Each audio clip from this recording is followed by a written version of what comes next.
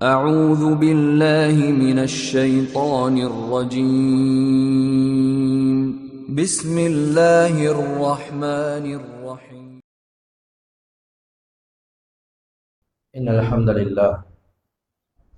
الحمد لله نحمده ونستعينه ونستغفره ونؤمن به ونتوكل عليه ونعوذ بالله من شرور أنفسنا ومن سيئات أعمالنا من يهده الله فلا مضل له ومن يضلل فلا هادي له وأشهد أن لا إله إلا الله وحده لا شريك له وأشهد أن محمدا عبده ورسوله فقد قال الله سبحانه وتعالى في محكم التنزيل أعوذ بالله من الشيطان الرجيم يا أيها الناس اتقوا ربكم الذي خلقكم من نفس واحدة وخلق منها زوجها وبث منهما رجالا كثيرا ونساء واتقوا الله الذي تساءلون به والأرحام إن الله كان عليكم رقيبا وقال أيضا يا أيها الذين آمنوا اتقوا الله وقولوا قولا سديدا يصلح لكم أعمالكم ويغفر لكم ذنوبكم ومن يطع الله ورسوله فقد فاز فوزا عظيما وقال جل جلاله أيضا يا أيها الذين آمنوا اتقوا الله حق تقاته ولا تموتن إلا وأنتم مسلمون أما بعد فإن أصدق الحديث كتاب الله وأحسن الهدي هدي محمد صلى الله عليه وسلم وشر الأمور محدثاتها وكل محدثة بدعة وكل بدعة ضلالة وكل ضلالة في النار எல்லா புகழும் புகழ்ச்சியும் எம்மை படைத்து பரிபாலித்துக் கொண்டிருக்கக்கூடிய அல்லாஹுவுக்கே சொந்தம். அல்ஹம்துலில்லாஹ். சலாத்தும் சலாமும் இறுதி நபி முஹம்மது ஸல்லல்லாஹு அலைஹி வஸல்லம் அவர்கள் மீதும் எல்லா நபிமார்கள் மீதும் நபி முஹம்மது ஸல்லல்லாஹு அலைஹி வஸல்லம் அவர்களை நேர்த்தியாக அச்சொட்டாக பின்பற்றி வாழ்ந்த சஹாபாக்கள், தாபிஈன்கள், தபஉ தாபிஈன்கள், ஸலஃபு ஸாலிஹீன்கள், இன்னும் அனைத்து நல்லடியார்கள் மீதும் இவ்வுலகில் அல்லது மண்ணறையில் வாழ்ந்து கொண்டிருக்கிற எமது பெற்றோர்கள், உறவுகள், அனைத்து ஈமானிய உள்ளங்கள் மீதும் என்றென்றும் நிறைவாகவே உண்டாகட்டுமாக என பிரார்த்தித்துக் கொள்கிறேன். அல்லாஹ் ஜல்ல ஜலாலுஹு இவ்வுலகில் வாழும் சந்தர்ப்பத்தில் என்னென்ன விடயங்களை எடுத்து நடக்குமாறு ஏவல்களாக அல் குர்ஆனிலோ அல்லது நபிகள் பெருமானார் ஸல்லல்லாஹு அலைஹி வஸல்லம் அவர்கள் மூலம் சுன்னாவிலோ எமக்கு ஏவி இருக்கிறார்களோ அந்த விடயங்களை முடிந்தளவு எடுத்தும் எவைகளை விட்டும் எம்மை எச்சரிக்கை செய்து தடை செய்துள்ளார்களோ அந்த விடயங்களை விட்டும் முற்று முழுதாக தவிர்ந்து விலகி இறையச்சத்தோடு வாழும்படி முதலில் எனக்கும் அப்பால் உங்களுக்கும் நல்லுபதேசம் செய்து கொண்டவனாக என்னுடைய குதுபா பிரசங்கத்தை ஆரம்பம் செய்கிறேன். அன்புள்ள சகோதரர்களே, அல்லாஹ்வின் நல்லடியார்களே, அல்லாஹ் ரப்புல் இஸ்ஸத் ஜல்ல ஜலாலுஹு இந்த உலகில் நாம் வாழும் சந்தர்ப்பத்தில் நாம் கேட்காமலே எமக்கு தந்திருக்கக்கூடிய நிஅமத்து தான் அல்லாஹ்வினுடைய அருட்கொடைகளில் மிகப்பெரிய ஒரு முதன்மையான நிஅமத்தாக இருந்து கொண்டிருக்கிறது. அந்த நிஅமத்து தான் இஸ்லாம் என்று சொல்லக்கூடிய அல்லாஹ்வினுடைய மார்க்கத்தை ஏற்று நடக்கக்கூடிய ஒரு நிஅமத்தை அல்லாஹு ஜல்ல ஜலாலுஹு நம் அனைவர்களுக்கும் தந்தருளி இருக்கிறார். அதனாலதான் அந்த கடமையை, இஸ்லாத்தில் இருக்கும் ஒரு கடமையை நிறைவேற்றுவதற்காக நாம் இந்த இடத்திலே ஒன்று குழுமி இருக்கிறோம். அன்புள்ளவர்களே, இந்த இஸ்லாம் என்ற நிஅமத் அல்லாஹ்வினால் அங்கீகரிக்கப்பட்ட ஒரு மார்க்கமாக இந்த உலகத்தில் இருக்கும் என்று சொன்னால் அது இஸ்லாமிய மார்க்கம்தான். சூரா ஆல இம்ரான் 19வது வசனத்தில் அல்லாஹ் சொல்கிறான், இன்ன தீன இன்தல்லாஹில் இஸ்லாம், அல்லாஹ்விடத்தில் அங்கீகரிக்கப்பட்ட மார்க்கம் இஸ்லாமிய மார்க்கமாகும் என்று குறித்த வசனத்திலே அல்லாஹ் சொல்லி காட்டுகிறான். இந்த மார்க்கம் தெளிவானது, இந்த மார்க்கம் ஆதாரபூர்வமானது, அல்லாஹுவினிடத்தில் அல்லாஹுவால் ஏற்றுக்கொள்ளப்பட்ட மார்க்கமாக இந்த புனிதமான தீனுல் இஸ்லாம் மாத்திரம்தான் இருக்கிறது என்பதை தெளிவுபடுத்தக்கூடிய இன்னொரு வசனத்தை எங்களுக்கு அதே அத்தியாயம் சூரா ஆல இம்ரான் 25வது வசனத்துல பார்க்கலாம். وَمَن يَبْتَغِ غَيْرَ الْإِسْلَامِ دِينًا فَلَن يُقْبَلَ مِنْهُ. யாராவது ஒருவர் இஸ்லாம் அல்லாத ஒரு மார்க்கத்தை பின்பற்ற விரும்புகிறார் என்று சொன்னால் அது அவனிடத்தில் ஏற்றுக்கொள்ளப்பட மாட்டாது என்று அல்லாஹ் குறித்த வசனத்திலே சொல்கிறார். இது இஸ்லாமிய மார்க்கம். இந்த இஸ்லாத்தை தான் அல்லாஹ் ஜல்ல ஜலாலுஹு எமக்கு அற்புதமான நிஅமத்தாக தந்தருளி இருக்கிறார். இது மாத்திரமல்ல, அல்லாஹ்வின் தூதர் ஸல்லல்லாஹு அலைஹி வஸல்லம் அவர்கள் இப்னு மாஜாவிலே பதிவு செய்யப்பட்ட ஹதீஸிலே இந்த மார்க்கம் தொடர்பாக அல்லாஹ்வின் தூதர் ஸல்லல்லாஹு அலைஹி வஸல்லம் அவர்கள் வஹையை சுமந்து வந்து எம்மிடத்தில் விட்டு சென்ற அந்த மார்க்கத்தை பற்றி சொல்லக்கூடிய நேரத்தில் சொல்லி காட்டுகிறார்கள். தரத்துக்கும் அலல் பைதா லைலுஹா கனஹாரிஹா. நாம் உங்களுக்கு இரவும் பகலை போன்று தெளிவான மார்க்கத்தை விட்டு செல்கிறேன் என்று அல்லாஹ்வின் தூதர் ஸல்லல்லாஹு அலைஹி வஸல்லம் அவர்கள் சொன்ன செய்தி இப்னு மாஜாவிலே பதிவு செய்யப்பட்டிருப்பதை பார்க்கலாம். தெளிவான மார்க்கம், ஆதாரபூர்வமான மார்க்கம், பரிபூரணப்படுத்தப்பட்ட மார்க்கம், அல்லாஹுவினிடத்தில் ஏற்றுக்கொள்ளப்பட்ட மார்க்கம். இந்த அற்புதமான நிஅமத்தை தான் நாம் சுமந்திருக்கிறோம். இந்த இஸ்லாத்தை, அல்லாஹுவினுடைய ஏவல்களை விலக்கல்களை எடுத்து நடக்கக்கூடிய ஒரு மனிதனை, அல்லாஹுவுக்கு கட்டுப்பட்டு கீழ்ப்படிந்து நடக்கக்கூடிய ஒரு மனிதனுக்குத்தான் முஸ்லிம் என்று சொல்லி சொல்லுவார்கள். முஸ்லிம் என்றால் அல்லாஹுவுக்கு கட்டுப்பட்டு நடக்கக்கூடியவன் என்று பொருள்படலாம். அன்புள்ள சகோதரர்களே, ஒரு முஸ்லிமுடைய இலக்கு எவ்வாறு இருக்க வேண்டும், அவனுடைய இலக்கை அவன் தெளிவாக எப்படி மேற்கொள்ளலாம் என்பதை நாம் இந்த ஹுதுபாவிலே சுருக்கமாக பார்க்கலாம் என நினைக்கிறேன். அன்புள்ள சகோதரர்களே, அல்லாஹ்வின் நல்லடியார்களே, இந்த உலகத்திலே வாழக்கூடிய சந்தர்ப்பத்தில் ஒவ்வொரு சாராரும் பல இலக்குகளை நோக்கி பயணிக்கிறார்கள். பலதரப்பட்ட இலக்குகளை நோக்கி பல தரத்தினுடைய மனிதர்கள் பயணிப்பதை நாம் பார்க்கிறோம். வசதி படைத்தவர்களுடைய இலக்கு ஒன்று, ஒரு வாலிபனுடைய, ஒரு மாணவனுடைய இலக்கு இன்னொன்று. நாட்டுக்கு நாடு, ஊருக்கு ஊரு, மனிதனுக்கு மனிதன், ஆளுக்கு ஆள் இலக்குகள் இந்த உலகத்திலே வேறுபடுகின்றன. எப்படியான இலக்கு? இந்த உலகத்தில் பொருளாதாரத்தை மையப்படுத்திய, பட்டம் பதவிகளை மையப்படுத்திய இலக்குகள் நாட்டுக்கு நாடு, ஆளுக்கு ஆள் வித்தியாசப்படுவதை நாம் பார்க்கிறோம். அன்புள்ள சகோதரர்களே, அல்லாஹ்வின் நல்லடியார்களே, ஆனால் அல்லாஹ்வின் தூதர் ஸல்லல்லாஹு அலைஹி வஸல்லம் அவர்கள் உயிரோடு இருக்கும் பொழுதே அல்லாஹ்வினால் பூரணப்படுத்தப்பட்ட இந்த அற்புதமான தீனுல் இஸ்லாம் என்ற இலக்கு, இந்த இஸ்லாமிய ஒரு முஸ்லிமுடைய இலக்கு, அவன் ஒன்றாக எந்த நாட்டில் இருந்தாலும், அவன் ஏழையாக, பணக்காரனாக, படித்தவனாக, பாமரனாக, எந்த நிலையில் இருந்தாலும் அவனுடைய உண்மையான இலக்கு ஒன்றாகத்தான் இருக்கும். அது மறுமை வெற்றியை நோக்கி இருக்கும், அது சுவனத்தை நோக்கி இருக்கும், அல்லாஹ்வினுடைய திருப்தியை நோக்கி இருக்கும். இந்த விடயங்களை நோக்கி, அந்த இலக்குகளை நோக்கி பயணிக்கக்கூடிய ஒரு முஸ்லிம், அவனுடைய செயல்பாடுகள் வஹீயின் ஒளியிலே நடைபெறக்கூடியதாக, அமைந்திருக்கக்கூடியதாக இருக்கும் என்பதை நாம் ஆழமாக நம்முடைய உள்ளத்தில் பதிய வைத்துக் கொள்ள கடமைப்பட்டவர்களாக இருக்கிறோம். அன்புள்ள சகோதரர்களே, அந்த குறித்த இலக்குகளின் மீது நாம் பயணிக்க வேண்டுமாக இருந்தால், என்னுடைய இலக்குகளை தெளிவாக நாம் மேற்கொள்ள வேண்டுமாக இருந்தால், நமக்கு மத்தியிலே அந்த இலக்குகளை நோக்கி பயணிப்பதற்கான அவசியமான ஒரு அம்சம் இருக்கிறது. சில அம்சங்கள் இருக்கின்றன.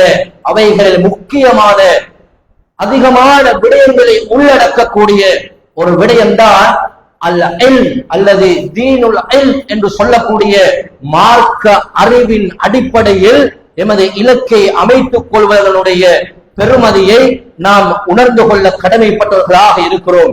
அன்புள்ள சகோதரர்களே, அல்லாஹ் நல்லடியார்களே, இந்த உலகத்திலே நாம் வாழக்கூடிய சந்தர்ப்பத்தில் இந்த இல்ம் மார்க்கத்தினுடைய அறிவு அல்லாஹ் இந்த உலகத்தில் முதல் நபி ஆதம் அலைஹிஸ்ஸலாத்து வஸ்ஸலாம் அவர்களை படைத்தது முதல் அல்லாஹ்வினால் அனுப்பப்பட்ட நபிமார்கள் அனைவர்களுக்கும் அல்லாஹ் வழங்கிய அற்புதமான ஒரு அம்சம்தான் இந்த தீனுல் இல்ம் என்று சொல்லக்கூடிய மார்க்கத்தினுடைய அறிவாக இருந்து கொண்டிருக்கிறது. அன்புள்ள சகோதரர்களே, இந்த உலகத்தில் யாராவது ஒருவன் வஹீனுடைய இல்மை தாண்டி அவனுடைய இலக்கை நோக்கி பயணிப்பானாக இருந்தால், வஹீனுடைய குர்ஆன் சுன்னாவினுடைய அறிவு இல்லாத நிலையில, அதனை கற்றுக்கொள்ளாத நிலையில அவனுடைய பயணத்தை மேற்கொள்வானாக இருந்தால் அது தளம்பலானதாக இருக்கும், சந்தேகத்துக்குரியதாக இருக்கும். இலக்கை நோக்கி பயணிப்பதை அவன் இலக்கை அடையக்கூடியவனாக நிச்சயம் இருக்க மாட்டான். இடையில அவனுடைய பயணம் துண்டிக்கப்பட்டுவிடும். ஏனென்றால் அவன் பயணிப்பது ஏதாவது ஒரு சந்தேகத்தின் அடிப்படையில், ஏதாவது ஒரு தளம்பலான நிலையில் அவனுடைய பயணத்தை மேற்கொள்ளக்கூடியவனாக இருப்பான். ஆனால் இரவும் பகலை போன்று தெளிவான இந்த மார்க்கத்தின் பக்கம் ஒரு மனிதன், இஸ்லாமிய ஒரு முஸ்லிம் இந்த உலகத்திலே அவனுடைய பயணத்தை, அவனுடைய இலக்கை தெளிவாக அமைத்துக் கொள்ள வேண்டுமாக இருந்தால் அவன் மார்க்க கல்வி அவனுக்கு இன்றியமையாததாக இருந்து கொண்டிருக்கிறது என்பதை நாம் தெளிவாக புரிந்து கொள்ள கடமைப்பட்டவர்களாக இருக்கிறோம்.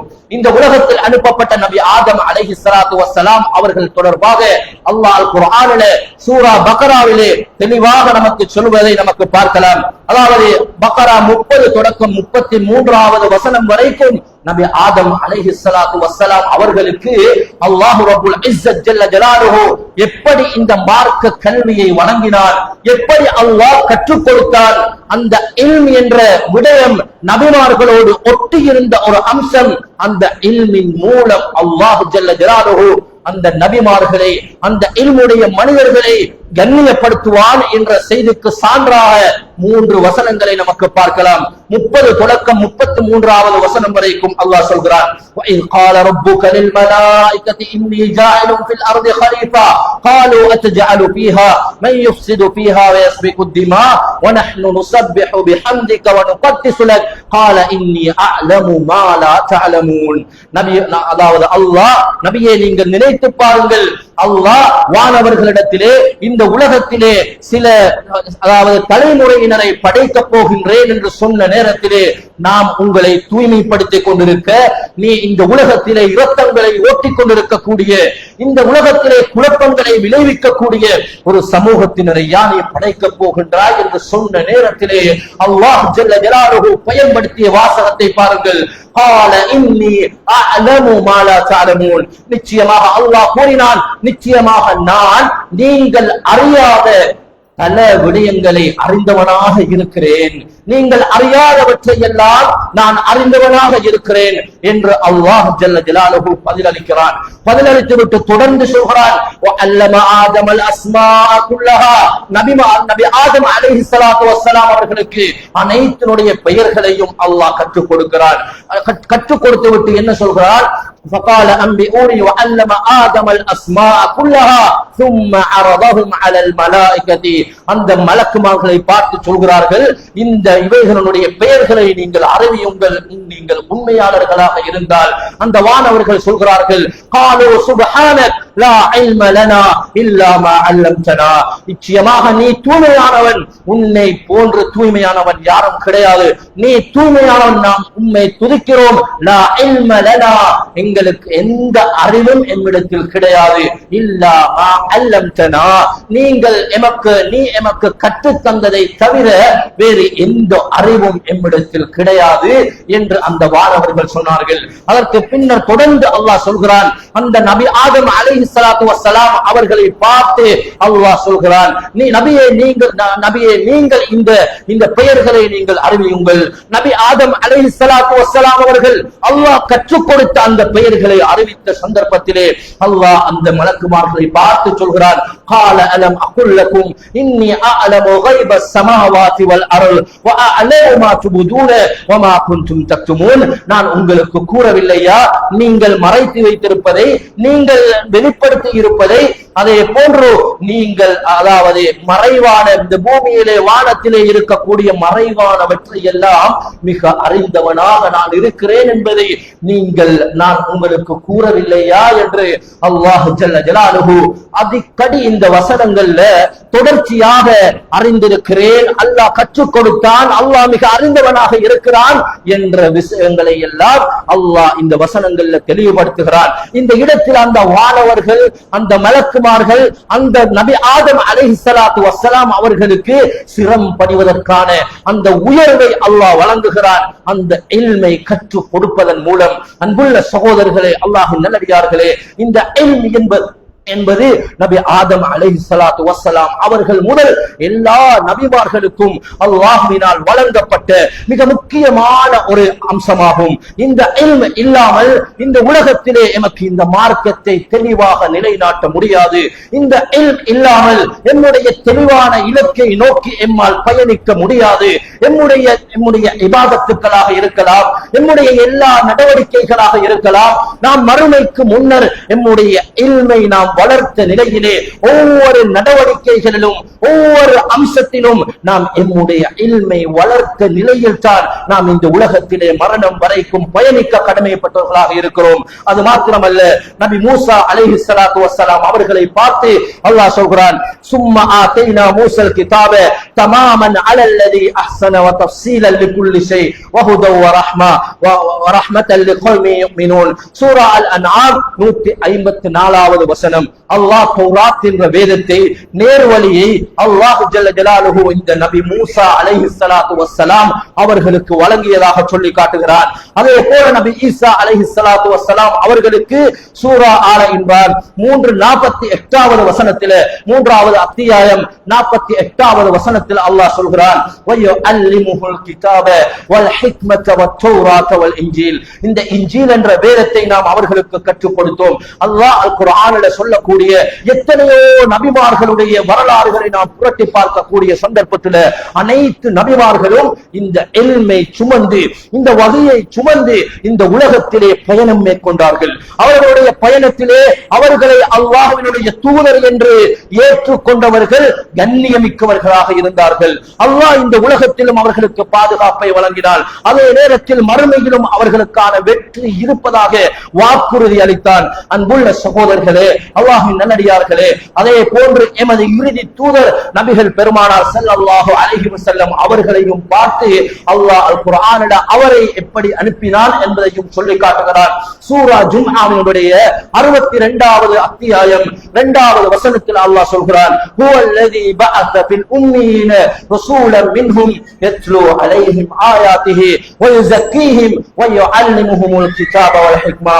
அல்லாஹ் எப்படிப்பட்டவன் தெரியுமா?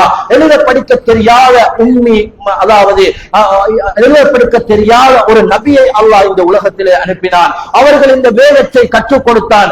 அல்லாஹ் அவர்கள் அந்த வேதத்தை கொண்டு மக்களை தூய்மைப்படுத்தினார்கள் என்று சொல்லி அல்லாஹ் தெளிவாக சூரா ஜும்ஆவுல 2வது வசனத்தில் சொல்லி காட்டுகிறார். நபி ஸல்லல்லாஹு அலைஹி வஸல்லம் அவர்களை எப்படி இந்த இல்மோடு அனுப்பினான் என்பது தொடர்பாக. அதே போல அல்லாஹ் இந்த வஹியை நபி ஸல்லல்லாஹு அலைஹி வஸல்லம் அவர்களுக்கு இறக்கிய சந்தர்ப்பத்திலே பயன்படுத்திய முதல் வசனம் தான் இக்ரா பிஸ்மி ரப்பிக்கல்லதீ ஹலக். நீங்கள் ஓதுவீராக, நீங்கள் படிப்பீராக என்று அந்த கல்வியை மையப்படுத்தி வஹியை அல்லாஹு ஜல்ல ஜலாலுஹு இந்த உலகத்துக்கு, இந்த அனைத்து வேதங்களையும் இதற்கு பின்னர் வரக்கூடிய அனைவர்களும் பின்பற்றக்கூடிய வேதமாக இருக்கக்கூடிய அல் குர்ஆனை அல்லாஹ், குர்ஆன் என்ற வஹியை அல்லாஹ் இந்த உலகத்திலே படிப்பீராக, ஓதுவீராக என்ற வசனத்தின் மூலம் ஆரம்பம் செய்கிறான் என்று சொன்னால், எம்முடைய கல்வி இந்த விடயத்திலே, மார்க்க கல்வியினுடைய விடயத்திலே எம்முடைய தெளிவான இலக்கை நோக்கி பயணிப்பதற்காக நாம் எந்த அளவுக்கு பாடுபட்டுக் கொண்டிருக்கிறோம், எந்த அளவுக்கு நம்முடைய கல்வி நிலை மார்க்க விடயத்தில் அமைந்திருக்கின்றன என்பதை நாம் தெளிவாக நாம் யோசிக்க கடமைப்பட்டவர்களாக இருக்கிறோம். அன்புள்ள சகோதரர்களே, இந்த உலகத்தில் நாம் செய்யக்கூடிய எந்த ஒரு இபாதத்தாக இருந்தாலும் அவைகளை செய்வதற்கு முன்னால அல்-இல்மு கப்ல அல்-கௌலி வல்-அமல், அதாவது அதனை செய்வதற்கு முன்னால, இன்னொருவருக்கு பிரச்சாரம் செய்வதற்கு முன்னால, அதனை நாம் செயலாற்றுவதற்கு முன்னால நாம் அவைகளை கற்றுக்கொள்வது மிக முக்கியமான அவசியமான ஒன்றாக இருந்து கொண்டிருப்பதை நாம் பார்க்கிறோம். எந்த ஒரு சிறிய பெரிய இபாதத்துக்களாக இருந்தாலும் அந்த அடிப்படையில் தான் நம்முடைய நடவடிக்கைகளை நாம் அமைத்துக் கொள்ள வேண்டும். அது சலா, தொழுகையாக இருக்கலாம், சதக்காவாக இருக்கலாம், வியாபாரமாக இருக்கலாம், குழந்தை வளர்ப்பாக இருக்கலாம், எதுவாக இருந்தாலும் நாம் அவைகளை கற்றுக்கொள்வது, அவைகளை நாம் படித்துக் கொள்வது மிக முக்கியமான அம்சமாக இருந்து கொண்டிருக்கிறது. சகோதரர்களை, சிந்தனை செய்து பாருங்கள். நாம் எந்த அளவுக்கு அல்லாஹ்வினுடைய இந்த மார்க்கத்தை கற்றுக்கொள்கிறோம், எந்த அளவுக்கு நாம் கற்றுக்கொண்டு கொண்டிருக்கிறோம். அல்லாஹ்வை பற்றி சரியான முறையில் அறியாததன் விளைவாக இன்று அல்லாஹ்வுக்கு இணை வைக்கக்கூடிய காரியத்தை சர்வ சாதாரணமாக செய்து கொண்டிருக்கிறார்கள். அல்லாஹ்வினுடைய மகத்துவம் தெரியாது, அல்லாஹ்வை பயப்படுவதற்கான அல்லாஹ்வின் வல்லமைகள் தெரியாது, அல்லாஹ்வின் படைப்பினங்களை பற்றிய, அல்லாஹ் படைத்த படைப்பாளன் என்பதனுடைய அந்த சக்திகள் வல்லமைகள் தெரியாது. அல்லாஹ்வை பற்றி எந்த ஒரு அறிவும் இல்லாமல் அல்லாஹ் அவன் படைத்தவன், அவன் துணை அற்றவன் என்பது போன்ற சில வாசகங்களை மனப்பாடம் செய்த நிலையில் நாம் இந்த உலகத்தில் வாழ்ந்தால் அல்லாஹ்வை எப்படி அஞ்சிக் கொள்வது, நாம் எப்படி அல்லாஹ்வுக்கு இணை வைப்பாமல் இந்த உலகத்தில் வாழ்வது? அல்லாஹ்வை பற்றி சரியாக படிக்காததன் விளைவோ அல்லாஹ்வுக்கு இணை வைக்கக்கூடியவர்களாக, அல்லாஹ்வினுடைய கதிருக்கு மாற்றமான வார்த்தை பிரயோகங்களை சர்வ சாதாரணமாக பயன்படுத்தக்கூடியவர்களாக இன்று சமூகம் இருந்து கொண்டிருப்பதை நாம் பார்க்கிறோம். இந்த அறிவு, மார்க்க அறிவை சரியாக கற்றுக்கொள்ளாததன் விளைவுதான் சகோதரர்களே, சமூகத்துக்கு மத்தியில பல பிளவுகள், பல பிணக்குகள், மார்க்கத்தினுடைய அறிவின்மையின் காரணத்தினால் பல சமூக சீர்கேடுகள் மக்களுக்கு மத்தியிலே நடைபெறுவதை நாம் பார்க்கிறோம். அதே போன்று அல்லாஹ்வின் தூதரை பற்றி நாம் என்ன அறிந்து வைத்திருக்கிறோம்? அல்லாஹ்வை பற்றி அறிந்து அல்லாஹ்வுக்கு நாம் கட்டுப்பட்டு அல்லாஹ்வின் தூதருடைய வழிகாட்டலின் அடிப்படையில் நாம் இந்த உலகத்தில் வாழ வேண்டுமாக இருந்தால் அல்லாஹ்வின் தூதரை பற்றி நாம் கற்றுக்கொள்ள வேண்டும். அல்லாஹ்வின் தூதருடைய மக்கா வாழ்க்கை எவ்வாறு இருந்தது, அல்லாஹ்வின் தூதருடைய மதீனா வாழ்க்கை எவ்வாறு இருந்தது, அல்லாஹ்வின் தூதருடைய பிரச்சாரத்தில் அவர்கள் முதன்மைப்படுத்தி எந்த பிரச்சாரத்துக்கு முக்கியத்துவம் வழங்கினார்கள், அல்லாஹ்வின் தூதர் சிறுவர்களோடு எப்படி நடந்து கொண்டார்கள், அல்லாஹ்வின் தூதர் ஸல்லல்லாஹு அலைஹி வஸல்லம் அவர்கள் பெரியவர்களோடு எப்படி நடந்து கொண்டார்கள், எப்படி தன்னுடைய குடும்பத்தோடு நடந்து கொண்டார்கள், இப்படியான விடயங்களை நாம் எந்த அளவுக்கு கற்றுக்கொண்டிருக்கிறோம்? அல்லாஹ்வின் தூதர் பிறந்தது, அல்லாஹ்வின் தூதர் இறந்தது, இவைகள் தொடர்பான தெளிவான அறிவு நமக்கு மத்தியில் இருக்கிறதா? அல்லாஹ்வின் தூதர் நம்முடைய தலைவர், அல்லாஹ்வின் தூதர் மறுமையில் எமக்கு துணை நிற்கக்கூடியவர், எனது தந்தைக்கோ தாய்க்கோ பிள்ளைகளுக்கோ யாருக்கும் துணை நிற்க முடியாத அந்த மறுமை நாளிலே எமக்கு துணை நிற்க போறவர், எமக்கு சிபாரிசு செய்யக்கூடியவர் அந்த நபிகள் பெருமானார் ஸல்லல்லாஹு அலைஹி வஸல்லம் அவர்கள் என்றால் அந்த நபியை பற்றி எனக்கு என்ன தெரியும்? சிந்தனை செய்து பாருங்கள். அல்லாஹ்வை பற்றி சரியான முறையில் அறியாமல் அல்லாஹ்வை நேசம் கொள்ள போய் இன்று அளவு கடந்து நேசம் வைக்கக்கூடிய பிரமத கலாச்சாரங்களுக்கு ஒப்பான நிலையில் அல்லாஹ்வை நேசம் கொள்கிறோம் என்ற பெயரிலே, மார்க்கம் என்ற பெயரில் எத்தனையோ சடங்குகளை, எத்தனையோ அளவு கடந்த மோகங்களின் அடிப்படையில் அல்லாஹ்வை நேசிக்கிறோம் என்ற பெயரில் சில விடயங்களை அரங்கேற்றுவதை நாம் சமூகத்தில் பார்க்கிறோமா இல்லையா? ஏன் சகோதரர்களே, அல்லாஹ்வை பற்றி சரியான முறையில் நாம் அறிந்து கொள்ளவில்லை. அல்லாஹ்வின் தூதருடைய பரம்பரை நமக்கு தெரியாது.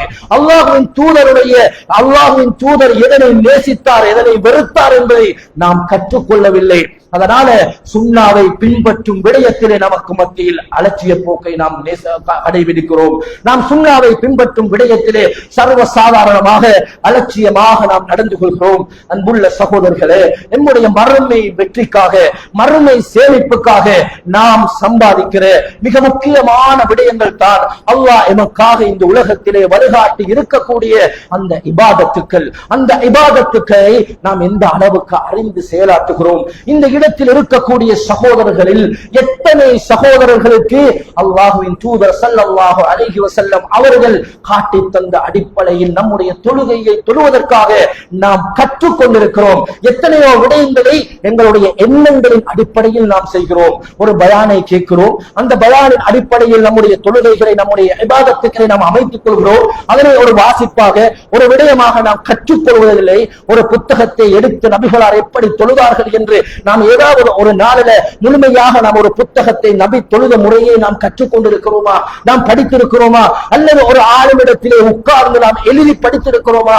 ஒரு பயானிலே நபி முஹம்மது ஸல்லல்லாஹு அலைஹி வஸல்லம் அவர்கள் எவ்வாறு தொழுதார்கள் என்ற விடயத்தை நாம் கேட்டால் அந்த கேட்டதோடு நிறுத்திக் கொண்டு நாம் நம்முடைய நடவடிக்கைகளை அமைத்துக் கொள்கிறோம். பின்னர் நாம் ஒரு பயணம் சென்ற சந்தர்ப்பத்திலே எனக்கு ஒரு சந்தேகம் வருகிறது, தொழுகை தொடர்பான, பிரயாண தொழுகை தொடர்பான ஒரு சந்தேகம் வருகிறது. உடனடியாக நாம் ஒருவருக்கு அழைப்பை விடுக்கிறோம், ஒரு ஆளுனுக்கு அழைப்பை விடுக்கிறோம். நாம் தவறுதலாக ஏதாவது ஒரு காரணத்தினால் நாம் ஜமாஅத்தோடு தொழக்கூடிய 4 ரக்காத்து தொழுகையை நாம் தொழும்போது, நாம் தனியாக தொழக்கூடிய ஒரு சந்தர்ப்பத்தில் எமக்கு ஏதாவது ஒரு தவறு தொழுகையிலே நடைபெறுகிறது. இந்த தவறுக்கு சஜதா சஹூ செய்ய வேண்டுமா அல்லது செய்ய தேவையில்லையா என்ற அறிவு நமக்கு இருக்கிறதா? சகோதரர்களே, நாம் எவ்வளவு காலம் நம்முடைய தொழுகையை நிறைவேற்றுகிறோம்? சிந்தனை செய்து பாருங்கள். நாம் தொழுகையிலே எந்த விடயத்தை விட்டால் எங்களுடைய தொழுகை கூடாது என்பதை நாம் அறிந்து வைத்திருக்கிறோமா? தொழுகையினுடைய நிபந்தனைகள், தொழுகையினுடைய வாஜிபுகள், தொழுகையினுடைய சுன்னத்துக்கள், சொல் சார்ந்த சுன்னத்துக்கள், செயல் சார்ந்த சுன்னத்துக்கள், இவைகள் எல்லாம் எமக்கு தொழுகையிலே நடைபெறக்கூடாத, தொழுகையை முறிக்கும் காரியங்கள் என்ற விடயத்தில் எந்த அளவுக்கு ஒரு அறிவோடு நாம் இந்த மார்க்கத்தை பின்பற்றிக் கொண்டிருக்கிறோம்? அத்தியாவசியமான கலிமாவுக்கு பின்னால் இருக்கக்கூடிய அடிப்படையான ஒரு அம்சம் இந்த தொழுகை. இந்த தொழுகை தொடர்பான அறிவு கூட இதுவரைக்கும் நமக்கு இல்லை என்றால், இதுவரைக்கும் நாம் கற்றுக்கொள்ளவில்லை என்றால், நம்முடைய பிள்ளைகளுக்கு, நம்முடைய மனைவி மக்களுக்கு இப்படித்தான் ரசூலுல்லாஹ் தொழுவார்கள் என்று தெளிவாக எமக்கு கற்றுக் கொடுக்கக்கூடிய தகைமை எமக்கு இல்லை என்றால் நாம் என்ன தொழுகை தொழுகிறோம் சகோதரர்களே? நாம் எந்த அறிவை மார்க்கத்திலே பின்பற்றிக் கொண்டிருக்கிறோம் சகோதரர்களே? கேட்பதை மாத்திரம் பின்பற்றுவதால் நமக்கு இந்த உலகத்திலே தெளிவாக ஒரு இபாதத்தை செய்ய முடியாது. நாம் கற்றுக்கொள்ளும் கடமைப்பட்டவர்களாக இருக்கிறோம். ஒரு பள்ளிவாயல் ஒரு வகுப்பு நடைபெற்றால், பெண்களுக்கான ஒரு வகுப்பு நடைபெற்றால், எத்தனை சகோதரர்கள் தங்களுடைய பெண்களை அனுப்பி அந்த மார்க்க விடயத்தை கற்றுக்கொள்வதற்காக நேரம் ஒதுக்குவதற்கு அந்த எதிர்ப்போடு, அந்த தேவையோடு அந்த விடயத்தை கற்றுக்கொள்வதற்கு நாம் தியாகம் செய்கிறோம் நம்முடைய நேரங்களை. சகோதரர்களே, சிந்தனை செய்து பாருங்கள்.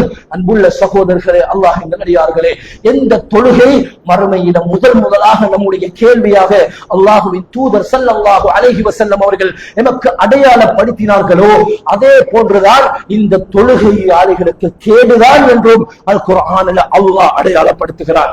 அப்படி என்றால் அந்த அடிப்படையில் நம்முடைய தொழுகை நடைபெறக்கூடாது. எங்களுடைய தொழுகையில தெளிவு நமக்கு இருக்க வேண்டும். நான் என்னுடைய தொழுகையில் சந்தேகத்தை ஏற்படுத்துவது ஷைத்தானுடைய முயற்சி. நிச்சயமாக நம்முடைய தொழுகையில் அல்லாஹ்வின் தூதர் ஸல்லல்லாஹு அலைஹி வஸல்லம் அவர்களுடைய வாக்கின்படி ஷைத்தான் நம்முடைய தொழுகையை குழப்புவதற்காக வருகிறார். ஆனால் அந்த குழப்பத்தின் சந்தர்ப்பத்தில் நம்முடைய தொழுகையில் நாம் தெளிவாக இருந்தால், தொழுகையின் சட்டதிட்டங்களை தெளிவாக படித்த நிலையில் நம்முடைய தொழுகையை நாம் அமைத்துக் கொண்டால் நிச்சயமாக ஷைத்தானுக்கு எந்த இடமும் அந்த இடத்தில் இருக்காது. அல்லாஹ்வின் தூதர் தொழுத அடிப்படையில் நம்முடைய தொழுகையின் ஒவ்வொரு அசைவுகளையும் அமைத்து அதன் அடிப்படையில் நம்முடைய தொழுகையை திருப்திகரமான தொழுகையாக நமக்கு அமைத்துக் கொள்ளலாம். எத்தனை பேர் நாம் அல்லாஹ்விற்காக தொழுகைக்காக அழைக்கக்கூடிய பாங்கு சொல்வதற்கு தைரியமானவர்களாக இருக்கிறோம். சர்வசாதாரணமான வார்த்தைகள், அல்லாஹு அக்பர் என்ற வார்த்தை, ஹய்யா அலஸ் ஸலாத் என்ற வார்த்தை, அல்லாஹு அக்பர் லா இலாஹ இல்லல்லாஹ் என்ற வார்த்தை, அஷ்ஹது அன்ன முஹம்மது ரசூலுல்லாஹ் என்ற வார்த்தை, அஷ்ஹது அல்லா இலாஹ இல்லல்லாஹ் என்ற வார்த்தை தெரியாத வார்த்தைகளா? நாம் சொல்லாத வார்த்தைகளா? ஆனால் இவைகளை கேட்டு கேட்டு நாம் இருப்பதன் காரணத்தினால எனக்கு அதனை வந்து நிறைவேற்றுவதற்கு ஒரு அச்சப்போக்கு இருக்கிறது, ஒரு தடுமாற்றம் இருக்கிறது, ஒரு தளம்பலான நிலை இருக்கிறது. முன் வந்து தொழுகையை எப்படி நீங்கள் கையை உயர்த்த வேண்டும், எந்தெந்த இடங்களில் கையை உயர்த்த வேண்டும், எப்படி தொழுகையில கால்களை வைக்க வேண்டும், எப்படி தொழுகையில சப்புகள்ல நிற்க வேண்டும் என்ற விடயத்தை நீங்கள் வந்து ஒவ்வொருவரும் இந்த இடத்திலே நான் சொல்ல தயாரானவனாக இருக்கிறேன். ரசூலுல்லாஹ் இப்படித்தான் தொழுதார்கள், இப்படித்தான் ரசூலுல்லாஹ் இந்த நிலையில் அமைதியை பேணினார்கள் என்று சொல்வதற்கு எத்தனை பேர் தயங்காமல் வர முடியுமான தகுதியுடையவர்களாக இருக்கிறோம் சகோதரர்களே, சிந்தனை செய்து பாருங்கள். ஆனால் நம்முடைய நிலை வெறுமனை கேட்பதை செய்வதென்ற நிலையில் இருந்தால் நம்முடைய இலக்கை நாம் தெளிவாக பயணிக்க முடியாத சகோதரர்களே. ஒவ்வொரு இபாதத்தும் இப்படித்தான். அல்லாஹ் சதகாவை எப்படி ஏற்றுக்கொள்கிறார் என்று சொல்கிறார், சதகாக்கள் நிராகரிக்கப்படக்கூடிய காரணிகளை சொல்கிறார். அவைகள் நம்மால் நடைபெற்றுவிடக் கூடாது.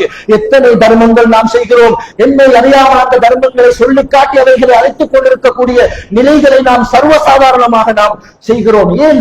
நம்மை அறியாமல் நாம் அந்த சதக்காவை பற்றி படிக்காததன் விளைவாக அதனுடைய நன்மைகளை இழக்கும் அபாயகரமான நிலை நமக்கு ஒவ்வொரு இபாதத்துக்களும் ஏற்படுகிறது சகோதரர்களே. நாம் குழந்தை வளர்க்கிறோம், எத்தனை முறை அல்லாஹ் எங்களுக்கு செல்வங்களாக, அற்புதமான செல்வமாக, மிகப்பெரிய ஒரு கிஃப்டாக அல்லாஹ் ரப்புல் இஸ்ஸத் ஜல்ல ஜலாலுஹு இந்த குழந்தை பாக்கியத்தை நமக்கு தந்திருக்கிறான் அல்லவா. எத்தனை பேர் குழந்தை பாக்கியம் இதுவரைக்கும் இல்லாத நிலையில வாழ்ந்து கொண்டிருக்கிறார்கள். அல்லாஹ் அவர்களுக்கு அதனை வழங்க வேண்டும். ஆனால் அந்த குழந்தை பாக்கியத்தை கிடைத்து பருவ வயதை அடைந்து இளம் யுவதிகளாக வாலிபர்களாக வாழக்கூடிய எத்தனை நம்முடைய பிள்ளைகளை நாம் கண்காணிக்கிறோம். மஹரம் அஜ்னபிய தொடர்பான அறிவை நாம் அவர்களுக்கு வழங்கி இருக்கிறோம். அல்லாஹ்வை பற்றிய நம்பிக்கையை உண்மையாக நாம் அவர்களுக்கு எந்த அளவுக்கு கற்றுக் கொடுத்துக் கொண்டிருக்கிறோம். அதனை கற்றுக் கொடுக்கும் தகைமை தந்தையான நிலையில் எனக்கு இருக்கிறதா? சிந்தனை செய்து பாருங்கள் அன்புள்ள சகோதரர்களே, அல்லாஹ்வின் நல்லடியார்களே. இப்படி ஒவ்வொரு சின்ன பெரிய எல்லா இபாதத்துக்களிலும் எமக்கு அச்சொட்டாக இவைகளை எவ்வாறு செய்ய வேண்டும், இவைகளை எவ்வாறு செய்ய வேண்டும், நாம் எவ்வாறு செய்கிறோம் என்று பட்டியலிட்டுக் கொண்டே செல்லலாம். அந்த அளவுக்கு நாம் அறிவில் பின்தங்கிய நிலையில் தான் இருக்கிறோம். ஆனால் எமக்கு முன் வாழ்ந்த ஸலஃபு ஸாலிஹீன்கள், எமக்கு முன் வாழ்ந்த அறிவுடையவர்கள், எமக்கு முன் வாழ்ந்த தாபிஈன்கள், அதற்கு பின்னர் வாழ்ந்த எத்தனையோ நல்ல அறிஞர்கள் இந்த இல்முக்காக தன்னுடைய நேரத்தை ஒதுக்கினார்கள். இந்த இல்மை சரியான முறையிலே கற்று அதனை அந்த அமானியத்தை அடுத்த தலைமுறையினருக்கு ஒப்புவித்தார்கள் என்பதற்கு சான்றாக எத்தனையோ கிரந்தங்களை நாம் சர்வ சாதாரணமாக இந்த உலகத்தில் நமக்கு மத்தியிலே இருப்பதை நாம் பார்க்கிறோம். அன்புள்ள சகோதரர்களே, அல்லாஹ்வின் நல்லடியார்களே, நம்முடைய இலக்கை நோக்கி நாம் தெளிவாக பயணிக்க வேண்டுமாக இருந்தால் நம்முடைய ஒவ்வொரு இபாதத்திலும் அல்லாஹ்வை பற்றி அறிவதில் எமக்கு தெளிவு இருக்க வேண்டும், அகீதாவை பற்றி அறிவதில் எமக்கு தெளிவு இருக்க வேண்டும், மறைவான விடயங்களை பற்றி அறிவதில் எமக்கு தெளிவு இருக்க வேண்டும், அல்லாஹ்வின் தூதரை பற்றிய தெளிவு எமக்கு தெளிவானதாக இருக்க வேண்டும், அவர்களுடைய வரலாறை நாம் கற்றுக்கொள்ள வேண்டும், என்னுடைய பிள்ளைகளுக்கு நாம் கற்றுக் கொடுக்க வேண்டும்.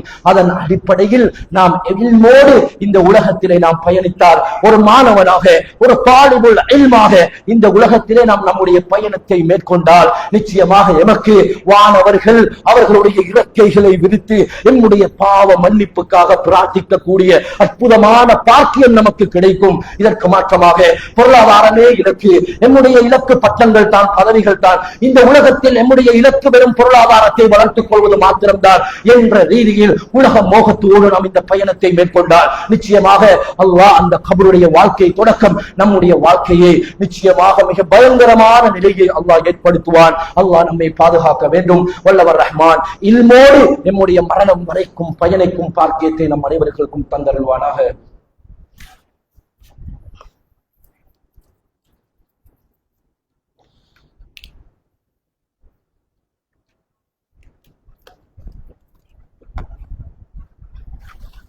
அல்ஹம்துலில்லாஹ் அல்ஹம்துலில்லாஹி வஹ்தா வஸ்ஸலாத்து வஸ்ஸலாமு அலா மன் லா நபிய பஅதா அம்மா பஅத்.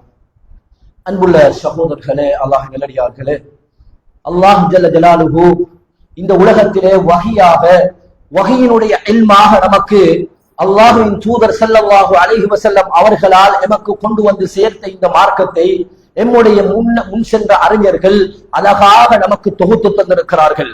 கிராஅத்துல் இல்ம், கிராஅத்துடைய அறிவு என்று, அதே போன்று ஹதீஸ், அதே போன்று ஃபிக்ஹ், அதே போன்று தஃப்சீர், தாரீக் அறிவிப்பாளர்களுடைய அறிவுகள், அகீதாவினுடைய அறிவு என எத்தனையோ கலைகள், உசூலுல் ஃபிக்ஹ், உசூலுத் தஃப்ஸீர், ஹதீஸ் என்ற ஹதீஸ்கள்ல எத்தனை கிரந்தங்கள், புகாரி என்று, முஸ்லிம் என்று, அபூ தாவூத் என்று, இப்னு மாஜா என்று, நஸாயி என்று, இப்னு ஹிப்பான் என்று, இப்னு குஸைமா என்று சொல்லிக் கொண்டே போகலாம்.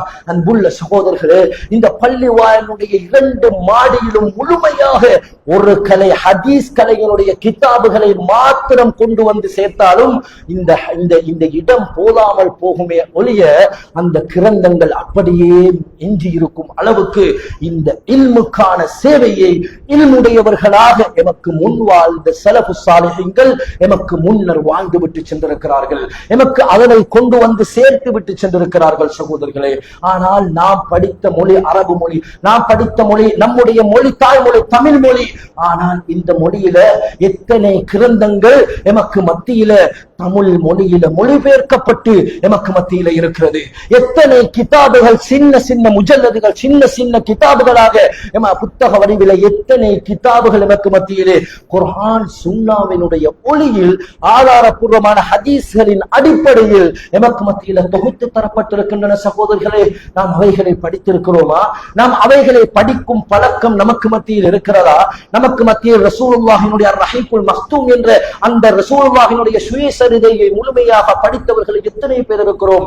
நபிவழி தொழுகை என்ற கிதாபை, அந்த புத்தகத்தை படித்தவர்கள் எத்தனை பேர் இருக்கிறோம்? சஹாபாக்களை பற்றிய வரலாறை எழுதிய கிதாபுகளை படித்த எத்தனை பேர் இருக்கிறோம்? சகோதரர்களே, அவைகளை நாம் படிக்கவில்லை, அவைகளை நாம் கற்றுக்கொள்ளவில்லை. வெறுமனே கேட்டுவிட்டு சென்று விடுகிறோம். அதற்கு பின்னர் பிஸியாகி விடுகிறோம். தொழுகையினுடைய மகத்துவம் நமக்கு தெரியாமல் போய்விடுகிறது. அல்லாஹ்வுடைய அஸ்மாக்கள், அல்லாஹ்வுடைய சிபாத்துகள் தொடர்பான எத்தனை தமிழ் மொழிபெயர்ப்பு கிதாபுகள் நமக்காக எழுதப்பட்டிருக்கின்றன. ஆனால் அவைகளை நாம் வாசித்திருக்கிறோமா? வாசிப்பதற்கு நாம் நேரம் ஒதுக்கி இருக்கிறோமா? எத்தனை விடயங்களுக்காக மணித்தியால கணக்கு நாம் ஒதுக்குகிறோம். ஆனால் ஒரு நாளைக்கு ஒரு 10 நிமிடம், ஒரு நாளைக்கு ஒரு அரை மணி தியானம் நாம் நம்முடைய மார்க்கத்துக்காக, என்னுடைய மார்க்க கல்விக்காக, என்னுடைய இந்த வகைக்காக நாம் ஒதுக்குகிறோமா? சகோதரர்களை சிந்தனை செய்து பாருங்கள். இந்த இல்முல நாம் சரியான நிலையில் தகுதி வாய்ந்தவர்களாக இருந்தால் ஒவ்வொரு இபாதத்தையும், ஒவ்வொரு கொடுக்கல் வாங்கலையும், குழந்தை வளர்ப்பையும், எல்லா அம்சங்களையும் இல்மோடு நாம் பயணிக்கக்கூடியவர்களாக இருந்தால் நிச்சயமாக எமக்கு மத்தியில அடுத்த கட்டமாக வரக்கூடிய மிக அடிப்படையான ஒரு அம்சம்தான் அஹ்லாக் என்று சொல்லக்கூடிய நல்ல பண்புகளாக இருக்கிறது. சகோதரர்களே, அல்லாஹ்வின் தூதர் ஸல்லல்லாஹு அலைஹி வஸல்லம் அவர்கள் எப்படி இந்த இல்மை சுமந்தவர்களாக இருந்தார்களோ அதே போன்ற நல்ல பண்புடையவர்களாக அவர்கள் இருந்தார்கள். அதனால் அவர்களை சூழ எத்தனையோ சஹாபாக்கள் படையாக இஸ்லாத்தை தழுவின வரலாறுகளை நாம் பார்க்கிறோம். எத்தனை சமூகம், எத்தனை ரசூலுல்லாஹை கொல்ல வந்தவர்கள் பண்பாடுகளை பார்த்து இஸ்லாத்தை தழுவிய வரலாறுகளை நாம் படிக்கிறோம். சகோதரர்களே, நாம் எமது பண்பாடுகளை வளர்த்துக் கொள்ள வேண்டும். நோயாளிகளை நலம் விசாரிக்கும் பண்பு நம்மிடத்தில் இருக்க வேண்டும்.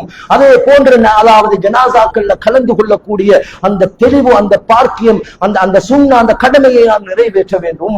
இப்படி நாம் நம்முடைய வாழ்வில் பண்பாடு மிக்க நடவடிக்கைகளாக, அந்த அழகிய நற்குணங்களின் வெளிப்பாடுகளாக என்னென்ன நற்குணங்கள் நமக்கு மத்தியில் இருக்கிறதோ அவைகளை நாம் ஒவ்வொன்றாக, அது ஒருவரை பார்த்து சலாம் சொல்வதாக இருக்கலாம், அல்லது நல்ல ஒரு சமூக சேவையாக இருக்கலாம், ஒரு சமூகத்திற்கு, ஒரு மனிதனுக்கு தீங்கிழைக்கக்கூடிய ஒரு பொருளை அகற்றுவதாக இருக்கலாம். அவைகளை நாம் நம்முடைய கொள்கையாக, நம்முடைய வாழ்க்கையின் அடிப்படையான பழக்க வழக்கமாக நாம் அவைகளை நிறைவேற்றினால் நிச்சயமாக அந்த இல்மோடு சேர்ந்த அஹ்லாக்கோடு நிச்சயம் எமக்கு சுவனம் செல்லலாம். அதன் அடிப்படையில் அல்லாஹ்வினிடத்தில் மிக மகத்தான கூலியை மறுமையிலே பெற்றுக் கொள்ளலாம். அல்லாஹ்வினுடைய திருப்பொருத்தத்தை பெற்ற நிலையிலே எந்த கண்ணும் கண்டிராத, எந்த காதினாலும் கேட்டிராத, எந்த உள்ளத்தினாலும் சிந்தித்து கூட பார்க்க முடியாத அந்த உயர்தரமான சுவர்க்கத்தின் சொந்தக்காரர்களாக அல்லாஹ் ரப்புல் இஸ்ஸத் ஜல்ல ஜலாலுஹு நம்மை ஆக்க போதுமானவனாக இருக்கிறார். நாம் செய்ய வேண்டியது, நாம் மார்க்கத்தில் ஒவ்வொரு அம்சத்தையும் முதலிலிருந்து நாம் படிக்க கடமைப்பட்டிருக்கிறோம். எந்த இபாதத்தை செய்வதற்கு நாம் முனைகிறோமோ அந்த இபாதத்தை கற்றுக்கொள்வது நம்முடைய கடமையாக இருந்து கொண்டிருக்கிறது. அதனை நாம் செய்வதற்கு பின்னால நாம் அவைகளை இன்னொருவருக்கு சொல்ல வேண்டும். நாம் அதனை நாம் படித்து அதனை செயல்படுத்தி அதனை இன்னொருவருக்கு சொல்லக்கூடிய சந்தர்ப்பத்தில் பண்பாடு மிக்கவர்களாக அவைகளை நடைமுறைப்படுத்தக்கூடிய சந்தர்ப்பத்தில் எப்படி சஹாபிய சமூகத்துக்கு அல்லாஹ் இந்த உலகத்தில் திரு பொருத்தத்தை வழங்கினானோ, அவனுடைய பொருத்தத்தை வழங்கினானோ, அந்த பொருத்தத்தை நமக்கும் தர போதுமானவனாக இருக்கிறார். என் மார்க்கத்தில் எந்த ஒரு விடயத்தை செய்வதாக இருந்தாலும் அறிவுபூர்வமாக படித்து செய்வோம். அதன் அடிப்படையில் நம்முடைய பிள்ளைகளை நாம் வழிகாட்டுவோம். எல்லா துறைகளிலும் கற்றவர்களாக, கற்றுக்கொண்டிருக்கக்கூடிய தாலிபுல் இல்மாக நாம் எம்முடைய தெளிவான இலக்கை நோக்கி பயணிக்கக்கூடிய முஸ்லிம்களாக நாம் நம்மை மாற்றிக்கொள்வோம். இலக்கை அடைந்து அதற்கான முழுமையான கூலியை வல்லவர் ரஹ்மான் நம் அனைவர்களுக்கும் தந்தருள்வானாக. வஆகிரு தஅவானா அல்ஹம்துலில்லாஹி ரப்பில் ஆலமீன். அகூலு கௌலி ஹாதா அஸ்தக்ஃபிருல்லாஹல் அஸீம் வலக்கும் வஸ்தக்ஃபிரு இன்னஹு ஹுவல் கஃபூருர் ரஹீம்.